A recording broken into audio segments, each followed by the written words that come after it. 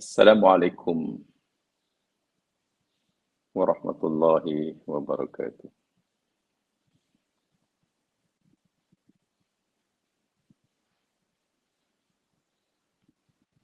Alhamdulillahi rabbil alamin.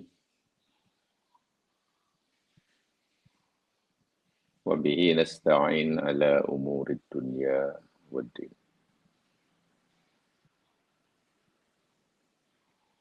Assalatu wassalamu ala ashrafil anbiya wal mursalin.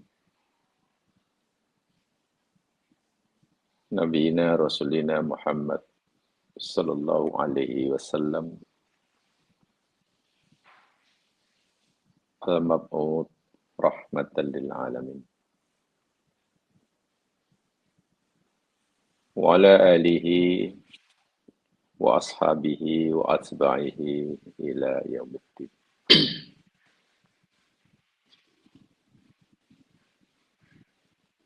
Raditu billahi rabba wa bil islami dina wa bi Muhammadin nabiyya wa rasulah.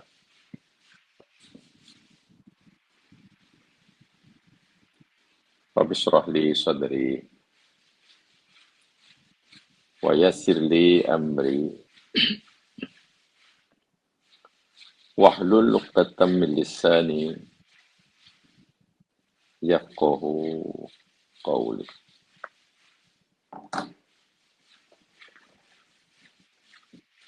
Qala Allah Ta'ala fil Qur'anil Azim ba'da a'udzu billahi minasy syaithanir rajim.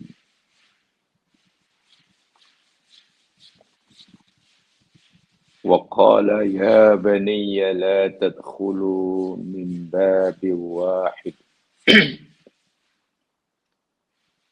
wadkhulu min abwabin mutafarriqah. وَمَا أُغْنِي عَنْكُمْ مِنَ اللَّهِ مِنْ شَيْءٍ إِنِ الْحُكْمُ إِلَّا لِلَّهِ عَلَيْهِ تَوَكَّلْتُ وَعَلَيْهِ فَلْيَتَوَكَّلِ الْمُتَوَكِّلُونَ.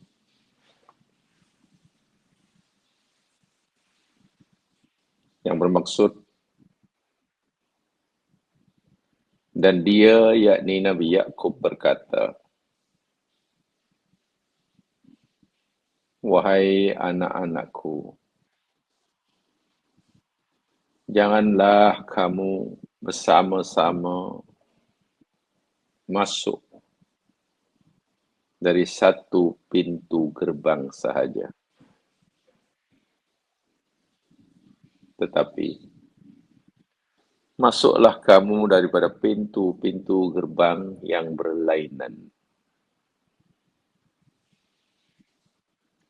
Namun demikian, aku tiada dapat melepaskan kamu barang sedikit pun daripada takdir Allah Subhanahu wa Ta'ala. Keputusan untuk menetapkan sesuatu itu hanyalah merupakan hak Allah jua. Kepadanya lah aku bertawakal. Dan hendaklah kepadanya jua sahaja orang-orang yang bertawakal, berserah diri kepadanya. Yusuf 6:7, ayat terakhir yang kita pelajari minggu lepas.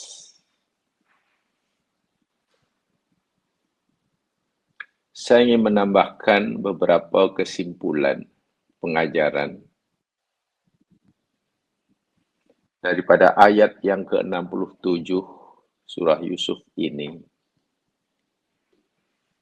yang sebagian besarnya telah kita pelajari pada siri lepas.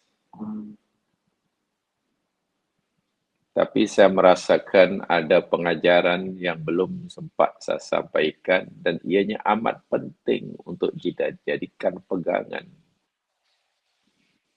oleh setiap kita dalam menjalani kehidupan di dunia sesuai dengan apa yang dikehendaki oleh Allah Subhanahu wa taala. Satu di antara kesimpulan minggu lepas yang saya sampaikan daripada pesanan Yakub kepada putra-putranya, jangan kamu masuk melalui satu pintu.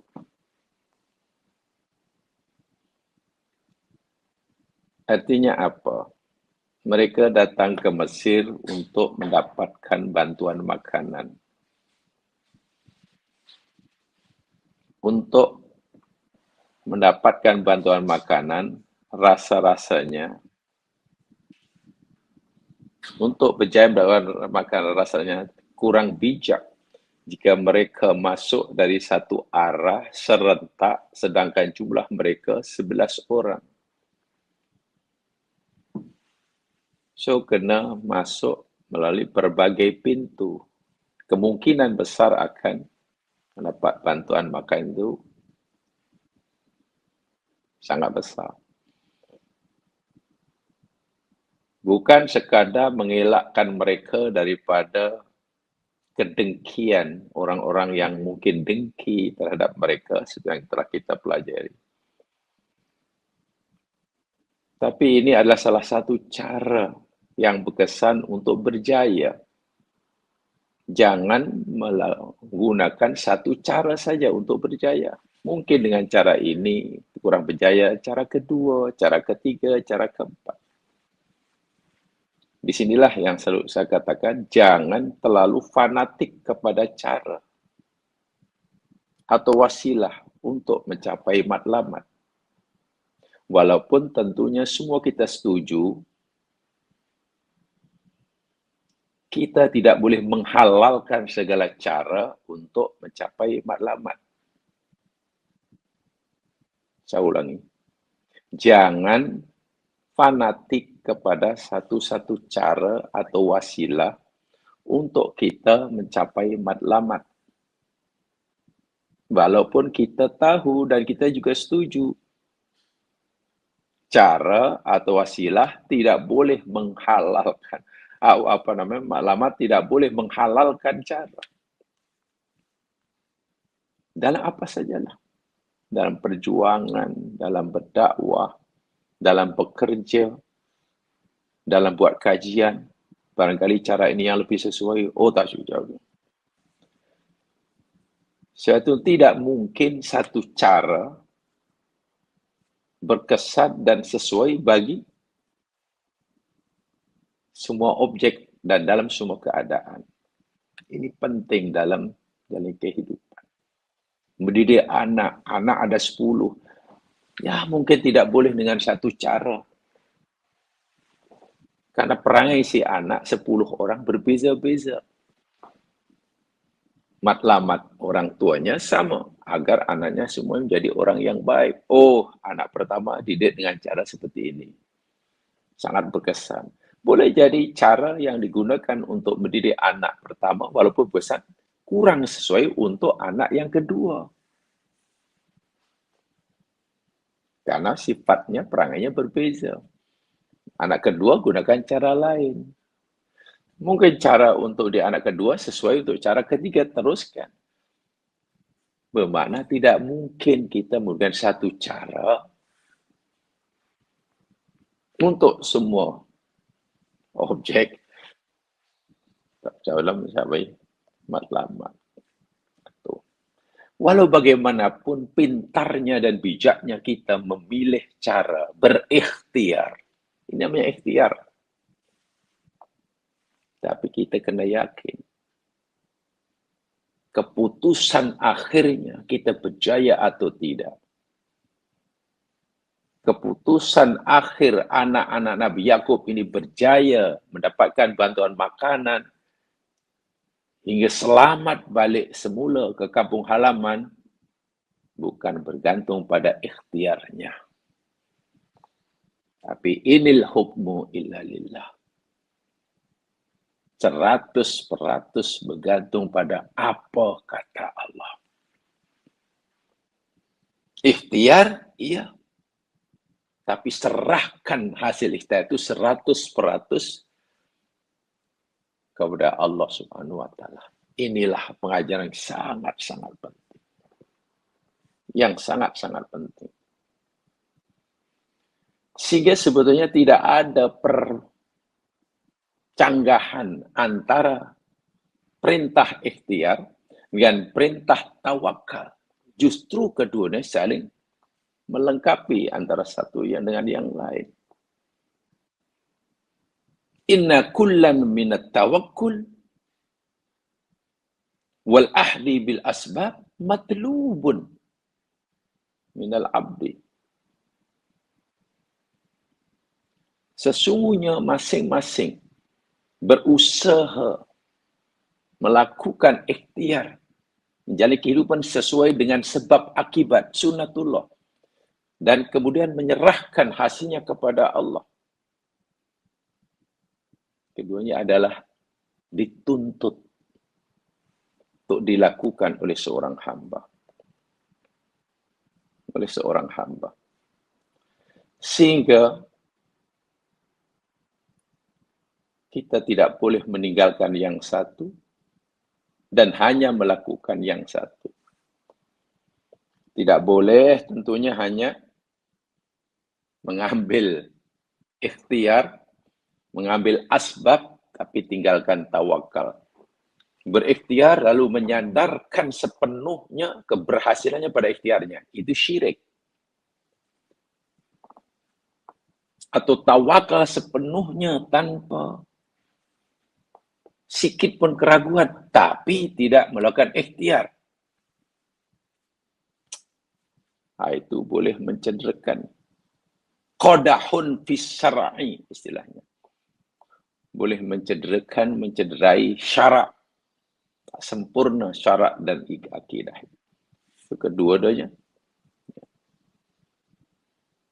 Sehingga ada istilah al-akhdhu bil asbabi ibadah wal i'timad 'alaiha syirkun. Berikhtiar dan mengantungkan harapan semata-mata kepada sebab akibat berikan sunnatullah,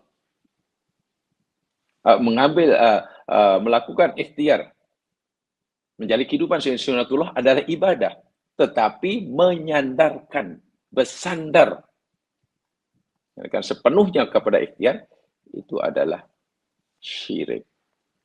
Itu adalah syirik. Sebab itu saking semua sudah tahu hadis Nabi sallallahu alaihi wasallam, pendek, singkat tapi padat. Hadis yang diberikan oleh Imam Ahmad, Imam Ibn Hibban, oleh Imam Turmuzi. Dan hadis ini dinilai hasan oleh Nasiruddin Albani daripada Amr bin Umayyah, anna rajulan jaa ila Nabi sallallahu alaihi wasallam wa arada ayatruka naqatahu. Ada seorang lelaki datang menemui Nabi. Kemudian dia tinggalkan unta tunggangannya, dilepas di luar. Nabi melihat bahwa orang ini melepaskan untanya, tidak mengikatnya, wahai ia nak tinggalkannya untuk jumpa Nabi. Nabi kata apa? Faqala kiluha atawakkal a'udluha atawakkal. Ditanya pada Rasul dahulu, ya Rasul, aku perlu ikat tambat dulu untaku ini, kemudian aku bertawakal, Atau aku biarkan untaku ini, aku tak tambat dan aku bertawakal. Karena nanti yang menentukan untaku ini lari atau tidak, aku masih memilikinya atau tidak, itu kan Allah yang menghendaki. Jika Allah menghendaki untaku ini sudah tidak lagi menjadi milikku selepas ini, karena lari, aku ikat sekuat manapun, dia akan lari. Tapi jika Allah menghendaki untaku ini tetap menjadi milikku selepas ini, dia tak akan lari walaupun aku tak tambat, ya Rasul. Ini cara berfikir lelaki tadi seperti itu. Nabi dengan tegas jawab, ikilha wa tawakkal. Tambat dulu, erat-erat, kuat-kuat. Pilih tali yang kuat. Pilih pokok yang kuat untuk kamu tambat untamu. Setelah kamu pastikan untamu itu kamu tertambat dengan kuat, dan menurut sunatullah, tali yang kamu enggak tak putus, pokok yang kamu jadikan tempat untuk tambak unta tidak akan tumbang, tawakal, baru tawakal. Inilah yang perlu ada dalam hidup. Dalam hidup. Kenapa ya mas sekalian? Saya yakin semua sudah banyak belajar tentang akidah hanya qada qadar. Nahnu nakhtaru qada'ana alladhi qadahu Allahu lana. Kita manusia ini boleh memilih qada' kita yang Allah telah tentukan buat kita. Masya Allah. Kita ada kebebasan untuk memilih qada' kita yang Allah telah tetapkan buat kita. Apa maksudnya? Contoh kepada lelaki tadi. Bila ia memilih untuk menambat unta dan untanya tak lari, itu pun qada Allah. Dia masih memiliki unta. Bila ia memilih untuk tidak menambat untanya, dibiarkan, dan selepas itu untanya lari dan hilang, itu pun qada Allah. Di sinilah kita ada kebebasan untuk memilih qada Allah yang Allah tetapkan buat kita. Masalahnya, seringkali kita tersilap memahami. Bila, katalah, unta tadi, setelah ditambat kuat-kuat dan tidak lari, dia masih memilikinya, dia tak merasakan itu qada Allah. Dia fikir itu karena usahanya.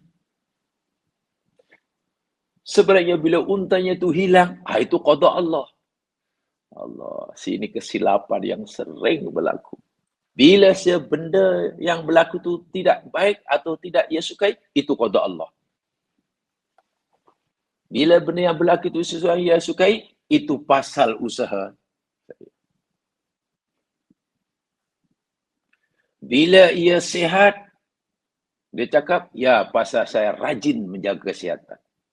Hari-hari saya pergi olahraga. Hari-hari tiap pagi saya berjalan 10 kilometer. Makanan saya jaga. Tidur cukup. Sebab itu saya sehat. Mengklaim itu usahanya. Tapi bila ia sakit, ditanya pasal apa sakit? Qada Allah. Orang Islam tidak boleh. Itu maknanya belum betul dalam memahami qada. Nabi Yakub beri contoh, nak, kamu pergi, kamu mesti nak, agar kamu berjaya dapatkan bantuan makanan, nak, dan kamu nanti berjaya balik ke rumah dengan selamat, nak, pesanan ayah begini. Masuk jangan serentak. Jangan satu pintu. Kena hati-hati. Ya, macamlah pesanan Ashabul Kahfi kepada kawannya yang disuruh pergi ke pasar nak cari makan dulu lah. kamu jangan melakukan tindakan yang boleh menimbulkan syakwa sangka orang. Hati-hati. Fala yusyranna bikum ahada. Jangan sekali-kali. Wa yatalattaf. Hati-hati. Itu ikhtiar. Tapi kata Nabi Yakub, walaupun ayah sudah berpesan, bernasihat, dan kamu akan patuhi, dengar, lakukan nasihat ayah, tapi nak, keputusannya tetap di tangan Allah. Ayah dan kamu hanya berikhtiar.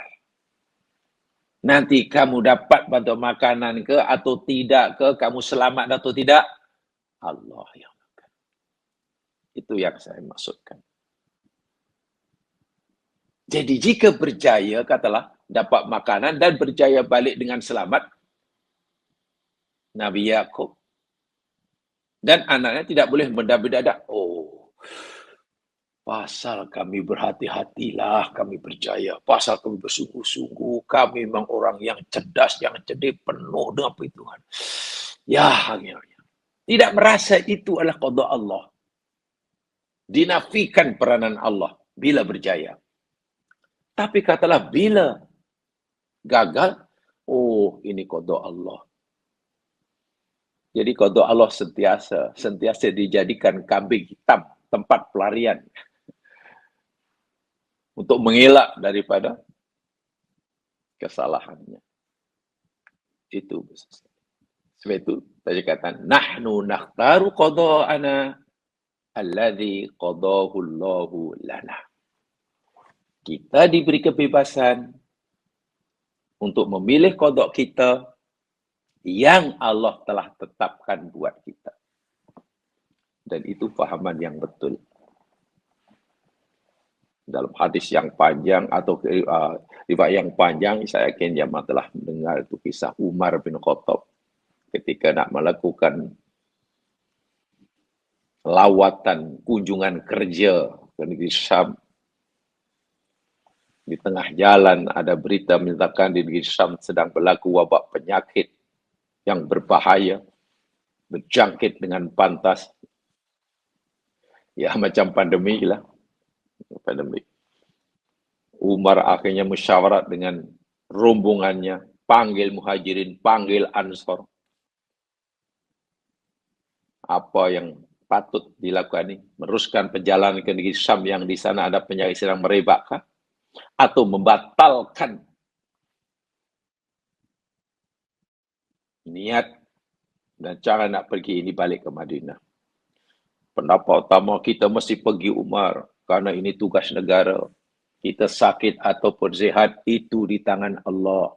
Kita pergi ke tempat yang ada penyakit pun, kalau Allah takdirkan kita sihat, kita tetap sihat. Kenapa mesti takut? Tanya satu lagi, tak Umar, kita kena balik ke Madinah. Tempat itu bahaya. Tempat yang sedang merebak penyakit, kita tak boleh pergi, kena balik ke Madinah agar selamat. Ya, agak panjang itu perdebatan antara dua kumpulan sahabat Umar, dan Umar pun dengan sangat bijaksana. Akhirnya Umar pun memilih untuk balik ke Madinah, tak jadi meneruskan perjalanan ke negeri Syam. Sahabat yang mencadangkan bahawa rombongan lawatan ketua negara Syam ini ditolak. Orang penting di antara mereka namanya yakni Abu Ubaidah bin Al-Jarrah. Ya, menegur Umar. Bukan menegur. Bertanya tapi bernadakan semacam teguran. Afiraron min qadarillah. Wahai mukminin, engkau tak jadi pergi negeri Syam karena takut penyakit. Walau kalau Allah takdirkan kita sakit dimanapun kita sakit. Dan jika Allah takdirkan kita tak sakit, dimanapun kita tak akan sakit. Bila pun tak akan sakit. Tapi kenapa engkau batalkan dan balik ke Madinah? Adakah engkau tidak melarikan diri daripada qadar Allah, qada Allah? Umar tidak terus menjawab iya atau tidak, tapi Umar malah menengking Abu Ubaidah al-Jarrah. Apa kata Umar? Lau ghairuka qala ya Abu Ubaidah. Hai Abu Ubaidah, kalaulah bukan engkau yang cakap macam tu, kalaulah orang selain engkau yang tanya aku macam itu, adakah aku nak melarikan diri kau? Umar tak habiskan ucapannya. Umar hanya kata, kalaulah bukan engkau yang tanya macam itu pada aku, itu maksudnya. Jadi tergantung, hanging sentence. Maknanya, ya kita faham-faham aja lah. Mungkin aku dah pukul kamu, dah apa, dah hukum kamu. Nasib baik engkau, orang kepercayaan aku yang tanya macam itu. Kalau bukan engkau, memandangkan kedudukan engkau di sisiku sangat penting, walaupun pertama itu sangat keras dan tak sepatutnya, ya Umar tak hukum. Lalu Umar kata, na'am nafirru min qadarillah ila qadarihi. Inilah. Iya Umar, iya Abu Ubaidah, aku melarikan diri daripada satu qada Allah, qadar Allah, kepada qada dan qadar Allah yang satunya. Bila kita pergi ke Risam dan kita sakit karena di sana kata ada penyakit yang berebak, itu qada Allah. Itu qadar Allah. Sakit. Bila kami balik ke Madinah dan kita sehat, itu pun qada Allah. Jadi di tangan depan kita ni ada dua pilihan, dua qada Allah yang dipilih. Nak pilih sakit atau nak pilih sehat? Aku pilih sehat. Ya, aku melarikan diri dari qada Allah yang satu pada qada yang lain.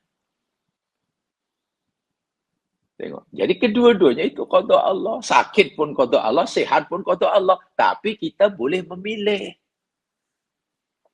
Berusahalah.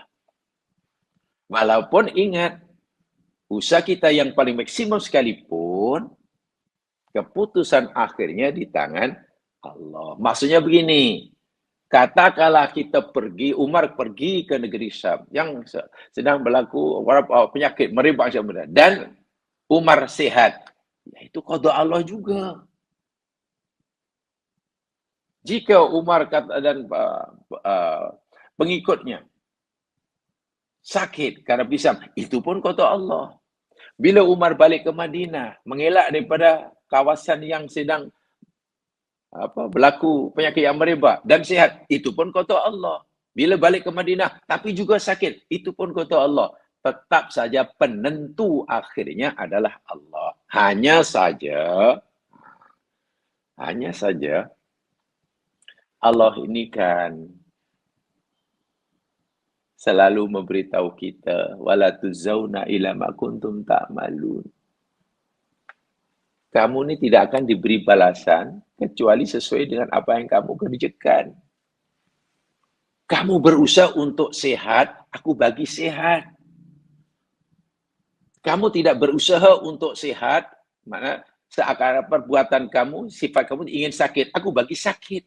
Itulah keadilan Allah Subhanahu wa taala. Jadi Allah tetap saja menghargai usaha dan ikhtiar hambanya. Itu pasti. Tempoh hari saya katakan. Bagaimana Hajar lari-lari antara Safa dan Marwah ingin cari air. Dia tidak berpeluk tubuh, tawakal semata-mata, mentang-mentang Allah yang suruh Hajar di situ di Makkah. Sekarang tak ada air. Dia tak kata, ya Allah, aku berada di sini ni atas perintahmu. Sekarang aku tak ada air. Kau mesti bagi aku air. Tak, Hajar berikhtiar. Tapi ingat, antara Safa dan Marwah, Allah tidak ciptakan air di sana. Jangankan hanya lari 7 kali, 707.000 kali pun tak akan jumpa air antara Safa dan Marwah. Tapi Allah hargai usaha ikhtiar Hajar. Diberinya air juga, tapi tidak di situ, di tempat lain. Masya Allah. Maryam oleh Allah disuruh pegang pokok tamar, goncangkan. Tak bergerak pun. Tangan Maryam yang baru melahirkan anak, ya Allah, lah perempuan muda, baru melahirkan anak, perut lapar, pegang pokok tamar yang besar, guncangan, mana ada bergerak. Tapi itu Allah yang suruh. Huzzi ilaiki. Maryam, gerakkan.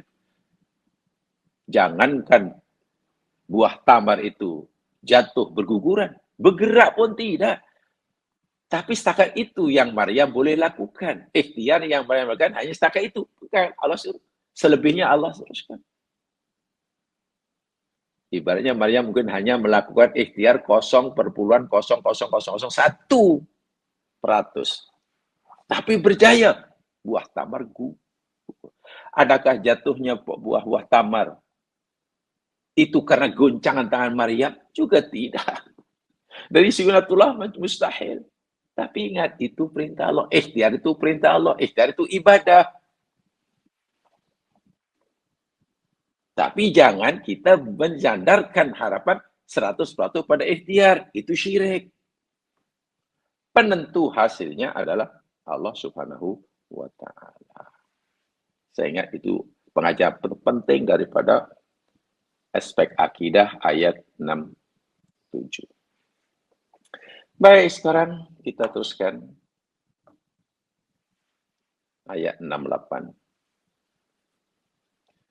Walamma dakhulu min haitsu amarahum abuhum ma kana yughni anhum minallahi min syai'in illa hajatan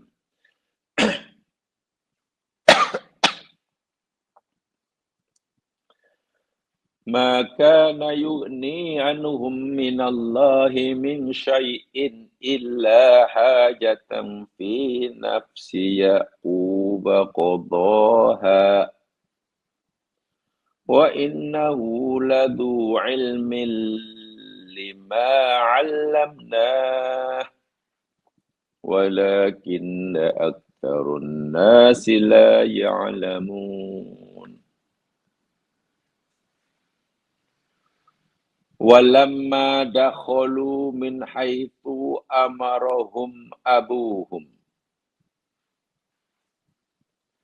Dan tatkala mereka, yakni anak-anak Nabi Yakub, masuk ke negeri Mesir, mengikuti, menuruti apa yang diperintahkan ayah mereka kepada mereka, yakni tidak melalui satu pintu, tapi melalui banyak pintu, berpisah-pisah. Ma kana yughni anhum minallahi min syai'. Maka cara yang mereka lakukan itu tiadalah dapat melepaskan mereka sedikit pun daripada takdir Allah. Maknanya jika Allah mentakdirkan lain, usaha mereka kosong hasilnya. Artinya ikhtiar itu rupanya tidak memberikan ithar, tidak memberikan bekas dan kesan. Al-mu'thir huwallah, dia musabbib. Kita hanya melakukan asbab. Ikhtiar itu melakukan asbab. Yang menentukan bukan asbabnya, tapi musabbibnya, yakni Allah Subhanahu wa Ta'ala. Kalau seperti itu, lalu kenapa juga mesti ikhtiar? Illa hajatan fi nafsi Ya'qub qadaha. Nabi Yakub tahu betul benda itu, tapi ia tetap lakukan karena ia hanya memiliki keinginan yang ada pada Yakub yang telah ia tetapkan. Yakub memang punya keinginan, anaknya masih itu, jadi kena disampaikanlah. Ya, kan? Ikhtiar itu. Wa innahu ladu ilmin lima alamna. Dan sesungguhnya dia Yakub itu mempunyai ilmu pengetahuan karena kami telah mengajarkan kepadanya. Apa itu? Ikhtiarlah dahulu, wahai hambaku. Tapi jangan kamu menyandarkan harapan kepada ikhtiarmu. Jangan bergantung pada asbab. Gantungkanlah harapanmu kepada musabbib. Aku suruh kamu ikhtiar, lalu serahkan hasilnya kepada aku. Nah, Yakub diajar oleh Allah seperti ini. Akidah seperti ini. Dan ia sampaikan kepada anaknya. Walakinna aktsarun nasi la ya'lamun. Kan tetapi kebanyakan manusia tidak mengetahui. Baik. Jamaah, saudara-saudaraku seiman dan seagama. Saya ingin bacakan dahulu beberapa keterangan daripada Bapak Mufassir yang saya sampaikan biasanya ini yang tidak sama dari mufassir yang lain. Ada yang agak berbeza lah. Kalau misalnya A, B, C memahami sama, biasanya saya sampaikan satu saja, tidak perlu sampaikan lima-limanya. Ya, contoh katalah Imam Asy-Sya'rawi dalam tafsirnya kata begini. Saya bacakan apa adanya dahulu. Maka nadukhuluhum min haitsu amarahum abuhum yaruddu anhum amran aradahullahu subhanahu wa ta'ala. Ini memberitahu pada kita bahwasanya tidaklah sekali-kali masuknya anak-anak Nabi Yakub ke Mesir sesuai dengan arahan Yakub ayahnya dapat menolak sikit pun daripada apa yang Allah tetapkan. Artinya ikhtiar kita sehebat manapun tidak akan mampu menghalang qada Allah jika Allah menghendaki lain. Itulah. Ikhtiar kita sehebat manapun tidak mampu menolak, menghalang takdir Allah jika Allah mentakdirkan lain. Kita lapar, kemudian kita makan banyak. Ya, menurut sunatullah boleh kenyang lah, hilang lapar. Tapi kita menjadi kenyang atau tetap lapar walaupun makan, itu di tangan Allah. Bila Allah takdirkan kita tetap lapar, walaupun kita makan banyak, ya tetap lapar. Sehingga kita makan yang banyak itu tidak memberikan apa-apa kesan. Itu maksudnya. Tapi lagi sekali, jangan tak makan ketika lapar. Karena yakin bahwa Allah berkuasa menjadikan kita kenyang walaupun tak lapar, walaupun tak makan. Oh, salah lagi. Salah lagi. Fala syai'a yaruddu qada Allah. Karena memang tidak ada sesuatu yang boleh menolak qada Allah. Masya Allah itu bersifat mutlak. Kun fayakun lah. Kun fayakun. Api yang menyala-nyala pun tidak mampu membakar Ibrahim jika Allah kehendaki. Api sejuk. Air laut. Ikan di laut. Menurut sunatullah orang tenggelam dalam air. Ya matilah. Dalam beberapa menit, dalam beberapa jam. Ini Nabi Yunus. Bukan sekadar tenggelam dalam lautan. Berada dalam perut ikan. Ikan berenang ke dasar laut ibaratnya. Bukan sehari, dua, berhari-hari. Kalau ikut asbab, kalau ikut formula sunatullah, dah mati itu Nabi Yunus.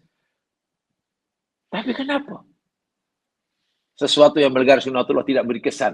Ya, karena tidak mampu menolak apa yang Allah kehendaki. Yang Allah kehendaki, Yunus hidup. Itu keputusan Allah. Mau dibakar seperti Ibrahim ke, mau tenggelam di dasar lautan ke. Jika Allah kehendaki hidup, tetap hidup. Itu maksudnya, la syai'a yaruddu qada Allah. Tidak ada sesuatu yang boleh menghalang Allah.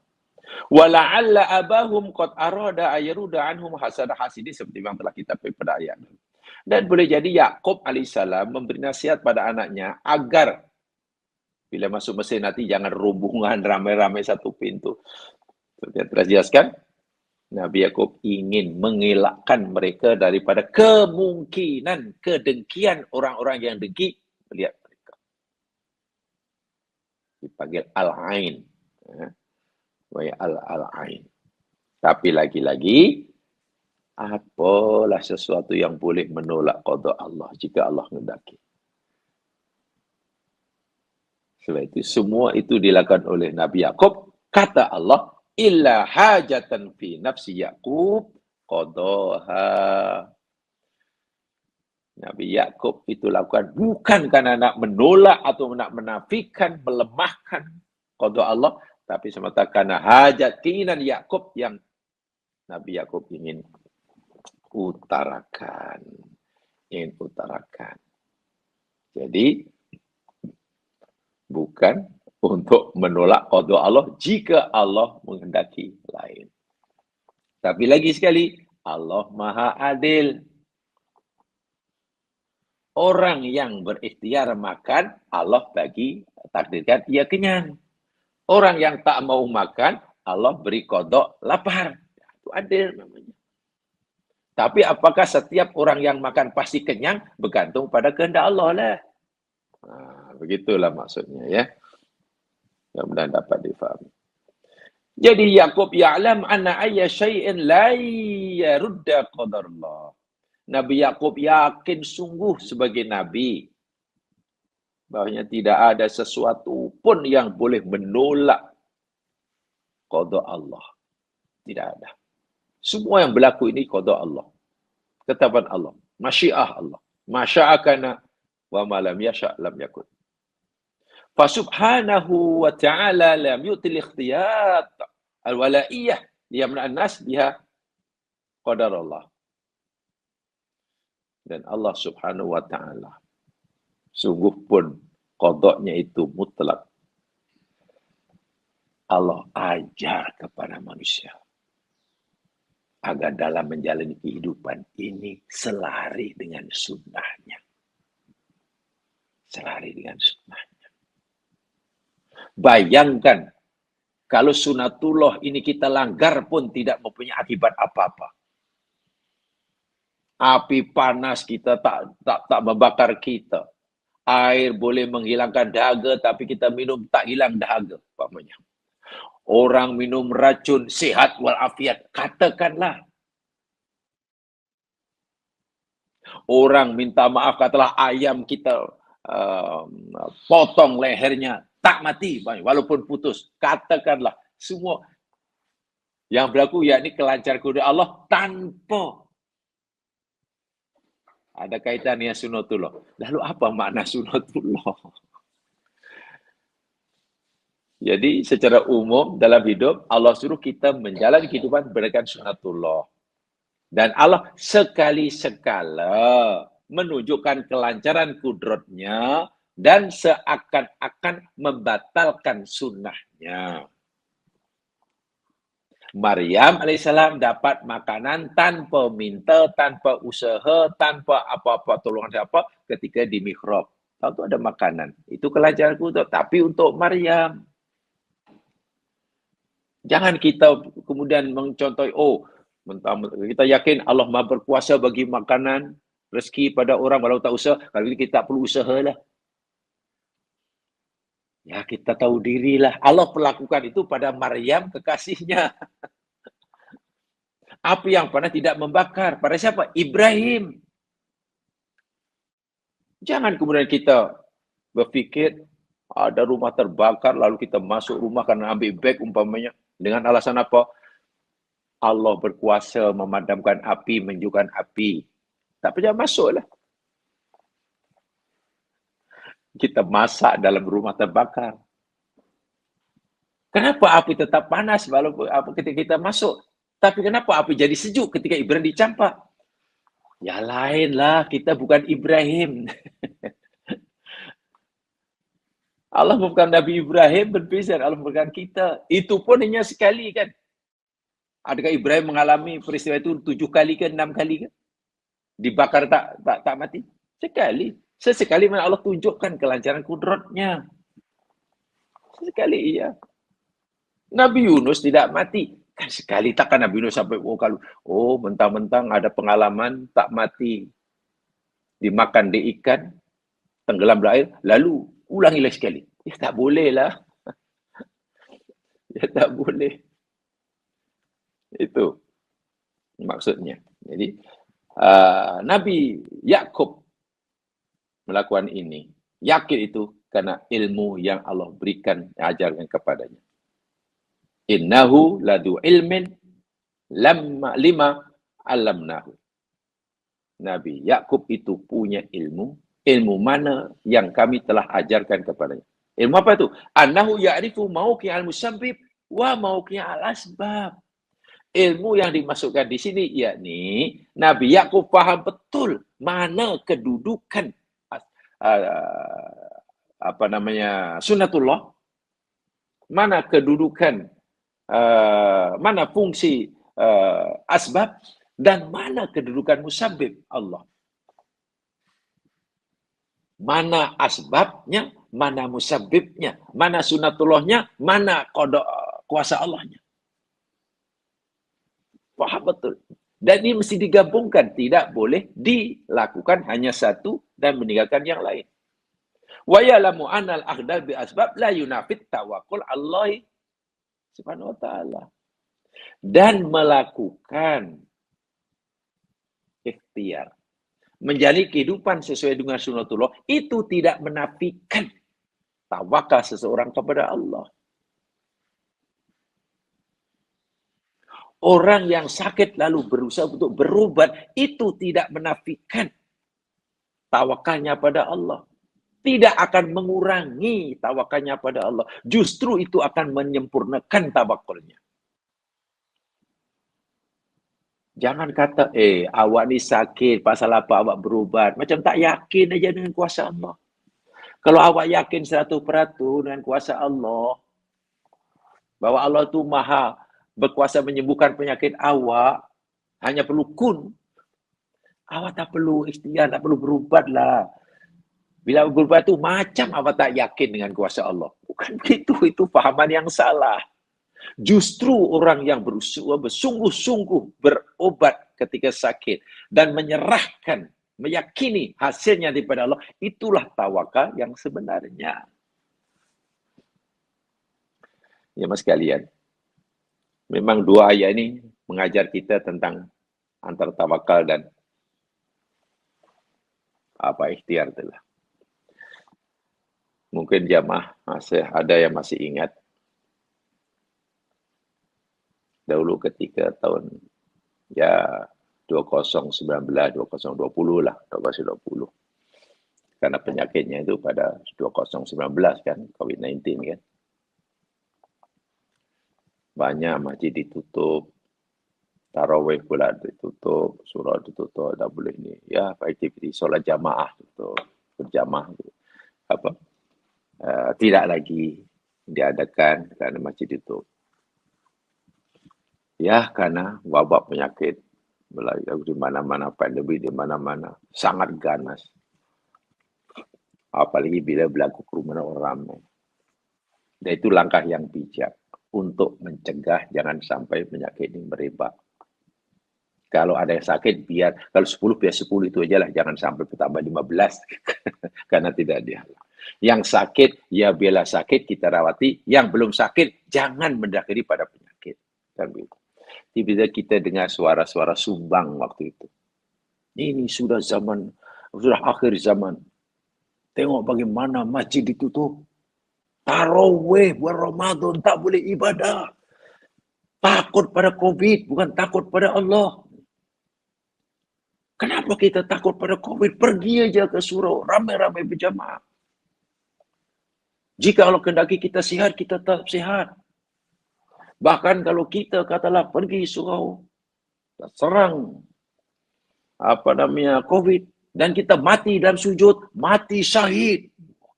Ramailah orang mau, iya juga ya, kenapa kita takut pada virus ciptaan Allah? Kenapa tak takut pada Allah mencipta? Itulah karena pemikiran-pemikiran yang menyeleweng, menyimpang macam itulah yang tak disedari kecuali orang-orang yang berilmu. Akhirnya dianggap, wah ini betul-betul orang yang hebat, imannya kuat nih, tawakulnya kuat nih. Sehingga dilarang untuk berjamaah karena takut pun pergi juga. Tak takut COVID tapi takut Allah.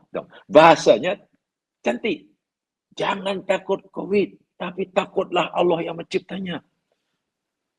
Kan cantik namanya. Tapi cobalah difahami. Dalam ayat ini mengajar kepada kita. Nabi Yakub contoh yang paling hebat dalam ayat ini.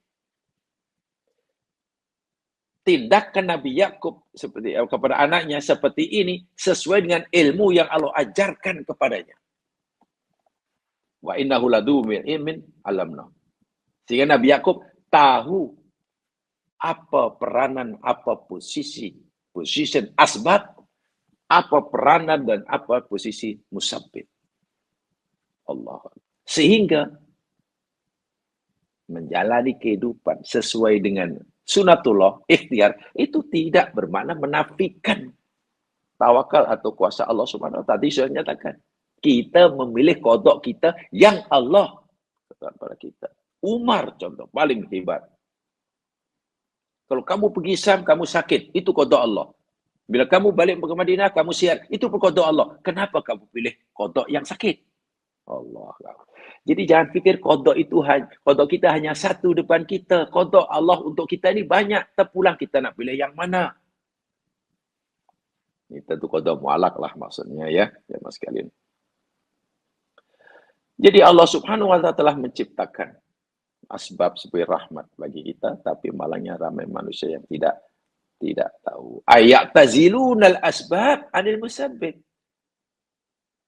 Penutup ayat, tetapi kebanyakan manusia tidak mengetahui, itu kata Imam Sya'rawi, ramai manusia yang meninggalkan asbab, lalu bergantung harap semata kepada musabbibnya. Meninggalkan ikhtiar, lalu mengandalkan tawakalnya. Dan itu pahaman yang tidak berilmu. Tidak berilmu. Itu kata Imam Sya'rawi. Kata Ibnu Ashur dalam tafsirnya At-Tahrir wa Tanwir. Waqad aghnad jumlah lamma dakhalu min haitsu amarhum abuhum min jumalin katsirah. Sebetulnya firman Allah yang menceritakan walamma tatkala mereka masuk ke Mesir sesuai dengan apa yang dinasihatkan oleh ayah mereka yakni Nabi Yakub. Ay wa ya'annahum irtahalu wa dakhalu min haitsu amaru abuhum, mereka pergi Mesir dan masuk ke negeri Mesir sesuai dengan perintah ayahnya. Walamma dakhalu min haitsu amarum salamu mimma kana yakhafu alaihim. Setelah mereka melakukan apa yang disebutkan oleh bapaknya, mereka menyerahkan segala keputusannya terhadap Allah dari apa-apa yang mereka takuti selama ini. Nabi Yakub berpesan itu, Nabi Yakub takut mereka nanti akan menjadi mangsa kedengkian, gitu kan? Jadi mangsa ain. Itu kan Nabi yang khawatirkan. Sebab itu, untuk kamu dapat mengelakkan diri daripada kedengkian orang yang dengki, namanya al-ain, kamu kena buat ini. Nabi Yakub kata begitu dan anaknya pun melakukannya dengan sebenar, tapi setelah itu serahkan segala keputusannya kepada Allah. Maksudnya apa? Sungguh pun kita telah melakukan tindakan-tindakan yang dari segi sunatullah boleh menyelamatkan kita daripada bencana, tapi keputusan akhirnya tetap di tangan Allah. Bila Allah tidak selamat dengan kita daripada dengan orang, ya kita tetap akan menjadi mangsa kedengkian. Walaupun kita sudah berusaha untuk mengelaknya. Ini kata Ibnu Ashur dalam ayat ini. Wa makana dukhulu min haitsu amru yughni anhu min al min syai'. Dan tidaklah nasihat Nabi Yakub yang dilakukan oleh anaknya masuk ke negeri Mesir dari berbagai pintu itu dapat menolak sikit pun kehendak Allah jika Allah menghendaki lain. Lau qadarallahu ayyuhata bihim, kalau Allah menghendaki lah mereka tertangkap-tangkaplah. Kalau mereka jadi mangsa bully, masa bully lah. Kalau mereka jadi mangsa dengki, dengkilah. Itu maksudnya. maka na yughni anhu minallahi min syai'. Innahu makana yadu ali makana ya ruddu anhum qada Allah laula annallaha qadara salamatu. Jadi selamat atau tidaknya mereka, berjaya atau tidaknya mereka, bukan bergantung kepada ikhtiar mereka, tapi bergantung pada ketetapan Allah. Kalau itu apakah makna ikhtiar? Kalau ikhtiar itu tidak menjadi penentu hasil, karena penentu hasilnya adalah qada Allah, lalu apa faedah ikhtiar? Jangan lupa, al-ahdu bil asbabi ibadah. Melakukan asbab, melakukan ikhtiar itu ibadah, karena itu perintah Allah. Saya buat contoh kecil saja ya. Kembali pada kisah Maryam oleh Allah disuruh untuk gerakan pokok tadi. Pegang dan digoncangkan. Memang tak bergerak pun. Tapi itu perintah Allah. Karena Maryam melakukannya, mana Maryam suruh patuh pada Allah. Dan akhirnya Allah berikan rahmat, luruhnya buah tamar, rutoban janiyah. Sekarang, jika Maryam katalah tak nak goncangkan, gegarkan pokok, sedangkan itu perintah Allah. Karena Maryam berfikir, apalah artinya, lah tak ada maknanya, lah aku pegang tak bergerak pun.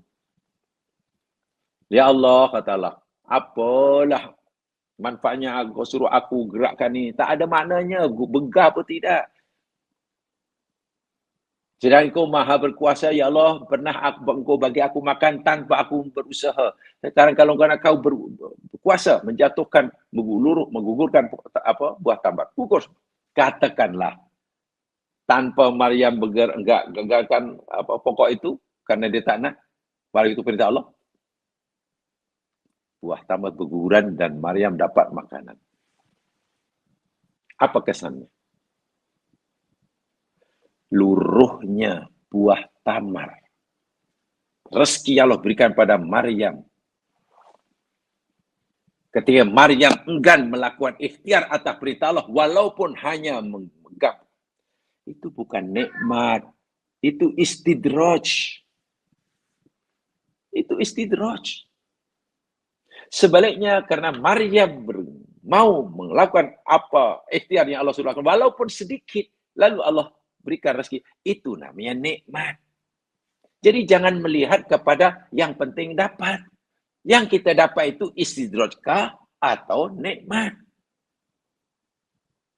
So itu kalau orang hanya tawakal tanpa melakukan ikhtiar, sedangkan ia ada kemampuan dan peluang untuk ikhtiar, kemudian Allah bagi apa yang dia nak, itu istidraj.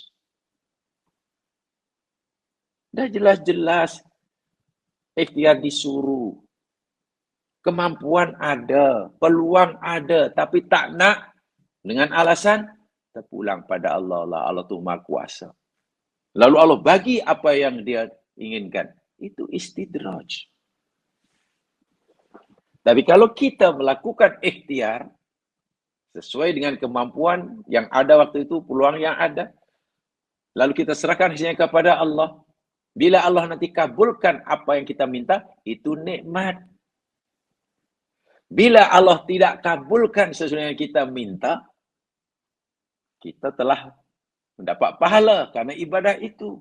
Dan tidak dikabulkannya usaha kita, itu pun nikmat kebaikan bagi kita. Allah Maha tahu. So Allah tidak mungkin memberikan sesuatu keputusan pada hambanya yang tak baik bagi hambanya yang dicintai. Setiap keputusan Allah bagi hamba yang dicintai, pasti yang terbaik bagi hamba itu menurut Allah. Sehingga tidak dikabulkannya permintaan, itulah istijabah permintaan. Orang pikir bila kita berdoa dan tidak dikabulkan, itu kata, sia-sia. Allah tak kabulkan, maknanya sia-sia. Justru kalau kita faham betul, tidak dikabulkannya doa, permintaan kita, itulah kemakbulan doa kita. Macam mana itu? Ya itu kena didalami lebih jauh, jamaah boleh belajarlah itu dalam banyak kitab-kitab, termasuk Madaris Salikin pun ceritakan panjang lebar. Bahkan ada satu ungkapan yang lebih dalam lagi. Laisal faqihu. Orang yang dianggap faqih, faham betul agama. Seseorang orang tidak dianggap atau belum dianggap seorang yang betul-betul faham agama Islam. Selagi ia belum menganggap bala itu sebagai nikmat dan menganggap nikmat sebagai bala. Macam mana tu? Kita boleh mendakwa kita orang yang kuat beragama, faham agama, sayang kepada Allah, mendakwa boleh saja. Tapi hakikatnya kita belum dianggap orang yang faham agama Allah, cinta betul kepada Allah, ridha betul pada Allah, selagi kita belum menganggap bala itu nikmat, nikmat itu sebagai bala. Susah kan? Biasanya bila kita timpa bala, bala-bala lah. Dan kita tak suka. Wahai orang yang faham akan kasih sayang Allah, benda yang Allah tetapkan buat kita, yang kita tak suka, jadi itu nikmat dan itu bukti kasih sayang Allah kepada kita. Sementara apa yang Allah berikan pada kita, yang kita sukai, boleh jadi itu bala bagi kita. Ada dalam surah Kahfi, jemaah sekalian. Orang tua soleh punya anak satu-satunya, masih kecil. Tentu cita-cita orang soleh ini, anaknya bila besar nanti jadi orang yang alim, yang abid, yang soleh macam dia. Itu kan permintaannya. Sebab itu dijaga betul-betul. Bahasa kita, ya kalau makan segera dibagi makanan, kalau kotor dimandikan, bodoh disekolahkan, sakit dirawat. Itulah kalau bahasa kita. Kenapa? Anak ini diharapkan besar jadi. Tapi tengok apa yang Allah takdirkan buat hamba soleh ini. Anaknya mati dibunuh, bukan mati aksiden atau mati karena sakit. Di antaranya kekasih Allah, ya nama hamba itu Khadir lah. Diikuti Musa, bunuh anak itu. Coba bagaimana? Orang tua soleh mendengar anaknya, maksudnya anaknya dibunuh orang tanpa apa salah. Itu bala atau nikmat? Dari segi zahir, pasti kita sebut itu bala. Ya. Tapi coba renungi betul-betul kisah itu. Kita kaji-kaji. Kahfinya. Kahfi itu gua yang ada di sebaliknya. Masya Allah, rupanya Allah bukan menimpakan kesusahan kepada orang itu. Tapi Allah memberikan kasih sayang rahmat yang luar biasa. Anaknya dibunuh, anak mati dibunuh semasa kecil. Itu rahmat yang luar biasa bagi orang tua tadi. Baca betul-betul kisah sahabat. Tapi yang tidak mudah melihat ujian Allah balak sebagai rahmat, nikmat, dan melihat nikmat sebagai balak, itu tidak mudah kecuali kita betul-betul cermat. Sebab itu kita belum dikatakan faqih, kita belum dikatakan orang yang mukmin sebenar-benarnya beriman, kita yang belum dikatakan orang ridha, cinta pada Allah, selagi kita belum menganggap balak itu sebagai nikmat, nikmat sebagai balak. Itu kesan itu. Belajar surah Kahfi nanti ada lah situ. Ada situ. Tapi kalau kita ini tuh menilai apa yang Allah berikan pada kita itu baik buruk itu hanya menurut pandangan kita. Itu masalahnya. Kalau benda yang Allah berikan buat kita tu kita tak suka, itu namanya bala. Kalau apa yang Allah berikan buat kita itu benda yang kita suka, itu nikmat. Kita luar biasa gembiranya. Wah, belum tentu apa yang kita suka, apa yang Allah berikan yang kita suka itu nikmat bagi kita. Boleh jadi itu balak menjahanamkan kita. Dan mungkin kalau kita faham, kita ketakutan mendapatkan nikmat itu. Sebaliknya ketika kita dapat memahami dengan betul yang balak itu hakikatnya nikmat, ketika ditimpa balak, syukurnya luar biasa. Itu orang yang memang sudah sangat tinggi makomnya di sisi Allah. Itu bukan orang sekadar yang faham, tapi orang yang hatinya benar-benar terbuka dan bersih. Otak dipenuhi dengan pelbagai ilmu pengetahuan, tapi kalau hatinya belum terbuka, masih ada nuktah-nuktah sauda, susah nak dapatkan seperti itu. Otaknya sudah penuh dengan ilmu, kenyang ilmu. Tapi kalau hati belum bersih, hati masih ada penutup-penutup, ya kita hanya paham dari segi teori, mahir dari segi teori, tapi kosong daripada segi amali. Dari segi teori, luar biasa. Maklum, belajarnya macam-macam. Sumbernya macam-macam. Kitab yang dibaca macam-macam. Dari segi ilmiah, tidak perlu diragukan. Tapi jika hati ini masih tertutup, tidak dilatih, selama ini hanya melatih otak, tapi tidak melatih hati, nanti dari segi amalia, dari segi praktikanya, mungkin masih perlu dipertanyakan. Nabi Yakub mengajarkannya dua-dua sekali. Otakmu nak, kamu isi dengan ilmu pengetahuan. Begini sebenarnya agama itu. Gini. Tapi nak, untuk kamu dapat menerima pengajaran ilmu yang kamu dapat, hati kamu kena bersih. Bersihnya hati itu luar biasa. Tidak ada penutup-penutup. Nabi kata nuktah sauda tak ada, penutupnya tak ada, terbuka. Jadi betul-betul memancarkan istilahnya cahaya yang luar biasa.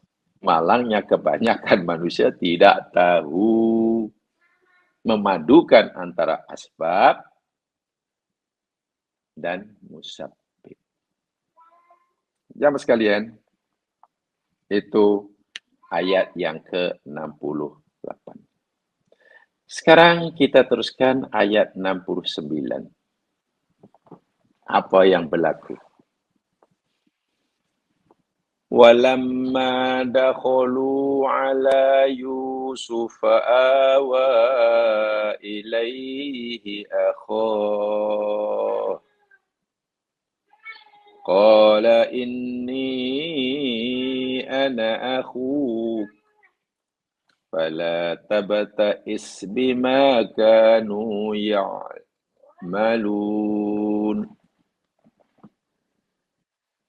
Walamma dakhalu ala Yusuf, dan tatkala mereka adik-beradik Yusuf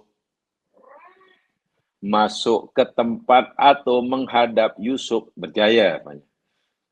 Semua berjaya. Yang lalu pintu sana berjaya melepasi dengan selamat. Yang lalu pintu sini lepas checkpoint, tak ada masalah. Semua lepas. Tatkala mereka 11 adik-beradik berjaya menghadap Yusuf, awa ilaihi akhah. Yusuf membawa saudaranya, melindungi saudaranya, Bunyamin ke tempatnya. Wah, ini sudah mulai ada kejadian yang agak aneh, disaksi, dilihat oleh adik-beradik yang lain. Qala inni aku, berkatalah Yusuf, sesungguhnya aku ini adalah saudaramu Yusuf. Aku ni abangmu, wahai Bunyamin. Bayangkan sudah berpisah lebih kurang 4 dekad. Kata Bukhari yang pakar sejarah yang ya sekarang ini boleh diterima 40 tahun lebih, 4 dekad. 4 dasawarsa. 4 dasawarsa. Dasa 10, warsa tahun. Jadi 40 tahun lebih.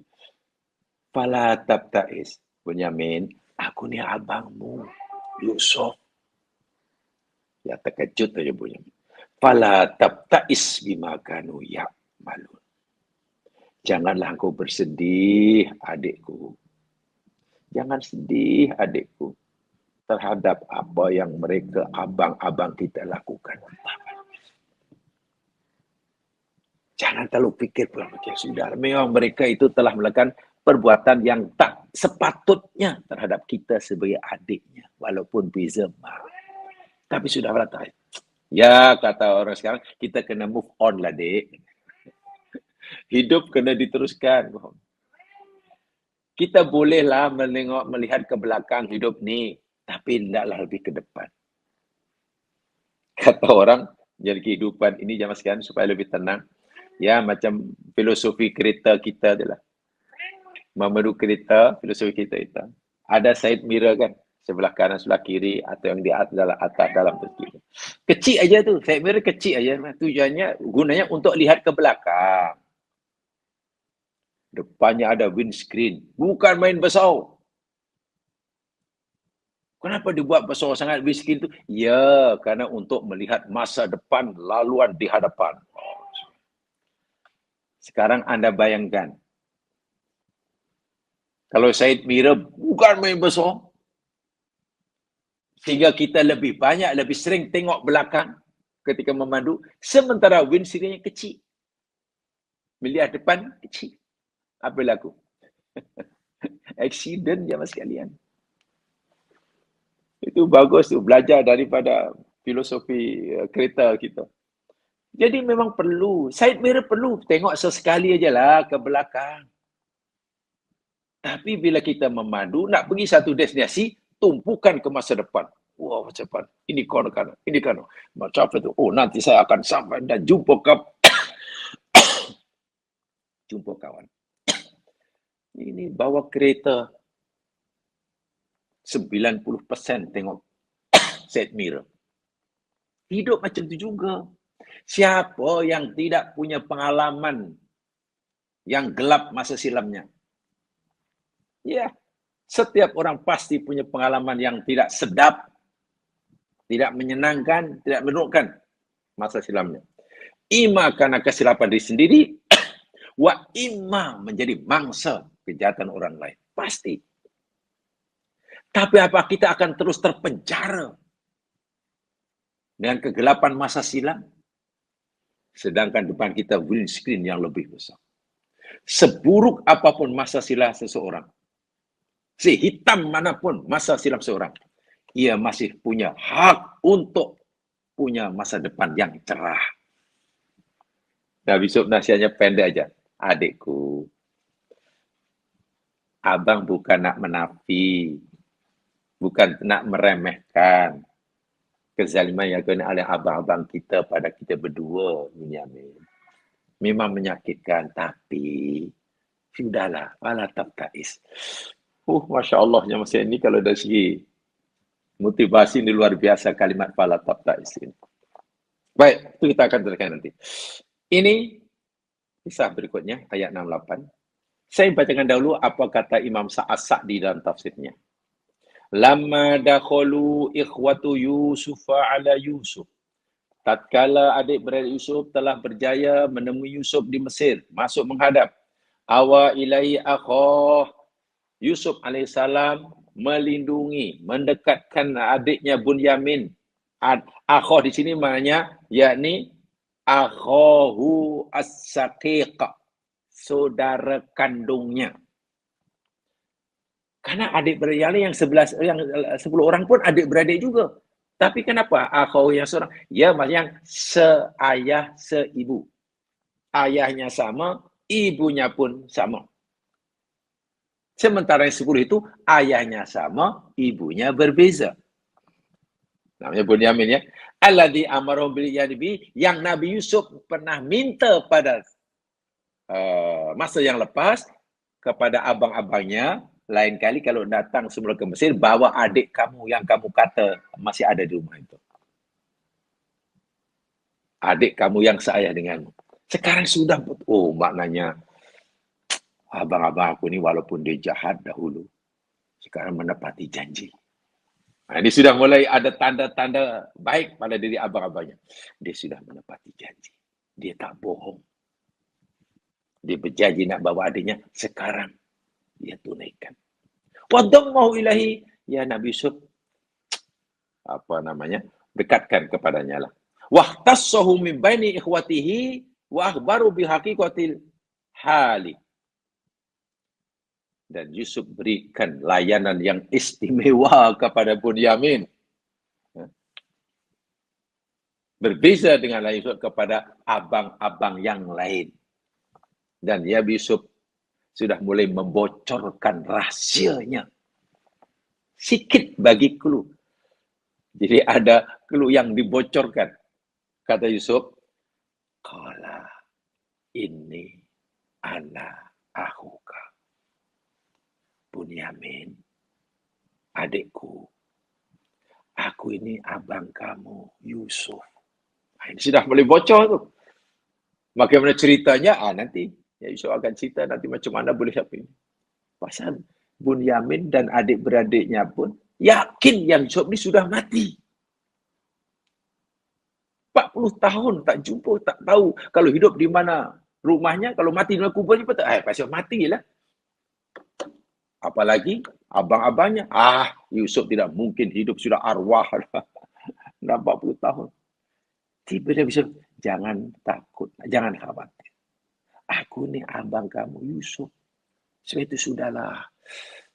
Abaikan sajalah, lupakan sajalah perbuatan abang-abang kita pada kita berdua, dek ya. Jangan sedih. Move on lah. Move on. La tahzan, jangan sedih dengan apa yang mereka lakukan. Fa innal akibata khairul lana. Karena akibat kesudahan perjalanan hidup kita, hidup aku dan engkau adikku kandung, dengan hidup mereka abah-abah kita yang hanya seayah yang dahulu menzalimi kita, tengok.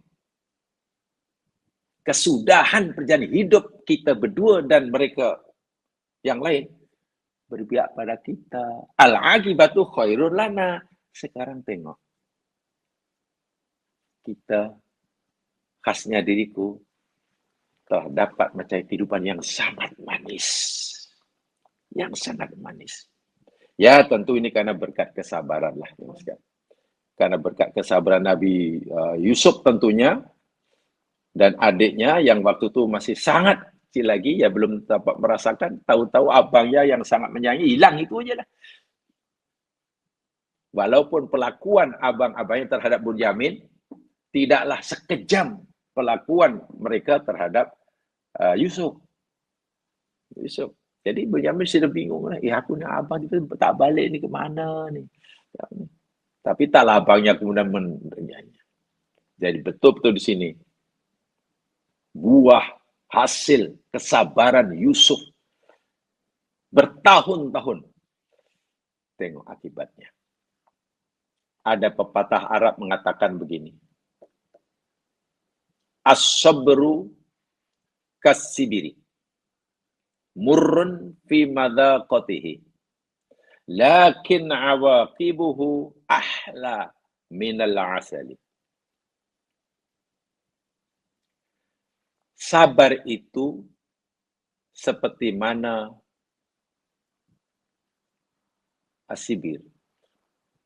Saya tak tahu jamaah sekarang apa bahasanya. Yang sesuatu yang sangat pahit itu. Bakawali namanya. Bakawali.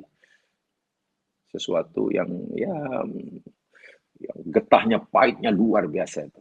Bakawali. Ya. Kesabaran itu macam bakawali. Murran fi madaqatihi. Sangat pahit rasa dia. Memang mungkin bakawali itu yang terpahit lah. Saya tahu ya, karena kita orang kampung dahulu dah biasa dengan tumbuh-tumbuhan itu. Mungkin kalau jamaah mungkin orang Bandai pada lahir hingga sekarang mungkin tak kenal lah benda-benda. Pahit sungguh. Ya, kecil aja macam pokok ubi kayu gitu, lebih kecil lagi di kota tu getah dia. Bahkan saya masih ingat bila ada anak dulu masa saya masih kerja di kampung. Anak ni asyik menyusu kuat pada ibunya. Wahal sudah sepatutnya dah beri menyusu, masih nak menyusu juga. Sehingga ibunya ni tak larat. Kerana mungkin kurang zat makanan. Jadi macam mana cara ibu ni nak menghalang anaknya. Nak macam anaknya tak lagi menyusu. Minta maaf. Susu ibu itu dia hanya dibubuhnya dioleh dengan bakawali itu. Sehingga bila bayi nak menyusu, dah pahit, dah tak mau lagi lepas itu. Saya ingat betul, kalau saya melihat di jiran saya. Kesabaran itu macam bakawali. Pahit sungguh rasanya. Lakin awaqibuhu ahla minal asali. Tetapi akibatnya, kesudahannya lebih manis daripada madu. Itu kata orang Arab. Sabar itu pahit.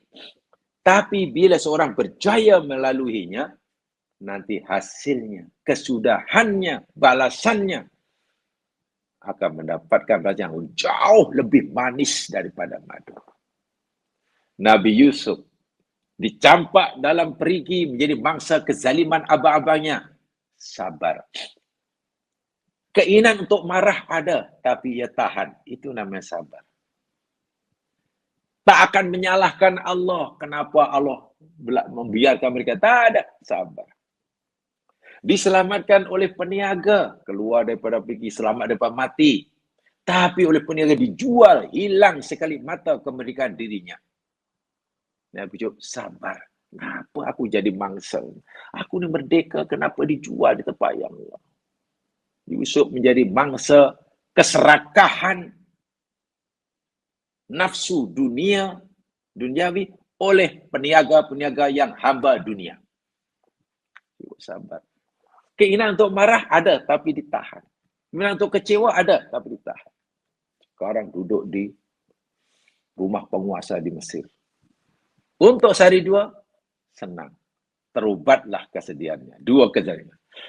Ya Allah, datang musibah ketiga. Yusuf menjadi mangsa keserakahan atau ketidakmampuan istri pembesar mengawal nafsu libidonya. Yusuf sabar. Tidak mudah menolak kehendak istri pembesar. Karena ancamannya berat.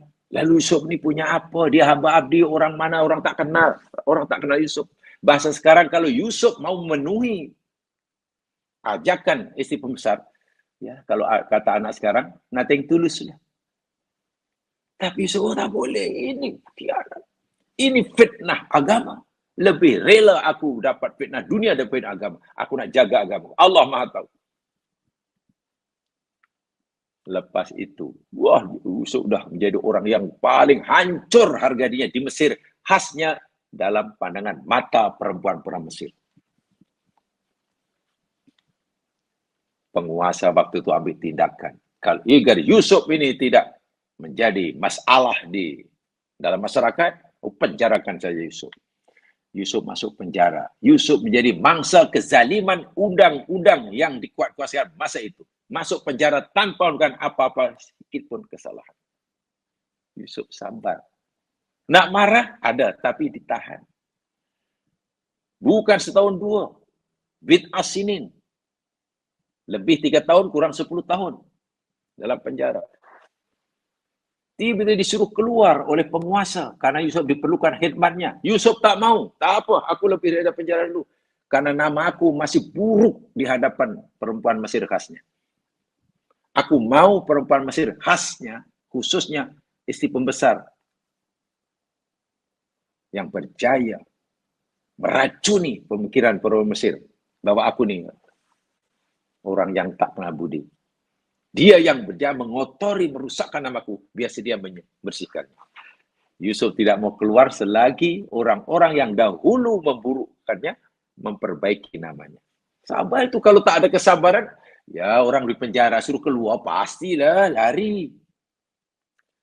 Sekarang Yusuf sudah jadi orang besar. Namanya bersih, sebersih-bersihnya. Semua orang memujanya, menghormatinya. Diberi kekuasaan yang Allah luar biasa.